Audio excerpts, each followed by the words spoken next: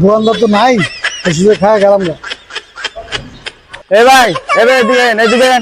কি হয়েছে ভাই, ডাকেন কি লেগা? ডাকি কি লেগা বুঝছ না? এগুলা কি মাগ না ইয়ে? এই যে আইয়ে দেখ দুইটা খায়া লাগি, একটা গল্পুই, একটু তেঁতুল, একটু আমলকি, এই টাকা দিয়া কিনে আনতে হয় না? এই বাচ্চার কোন না এদিকে। ঠিক আছে ভাই, হেলিকে এমনি কথা কইবেন?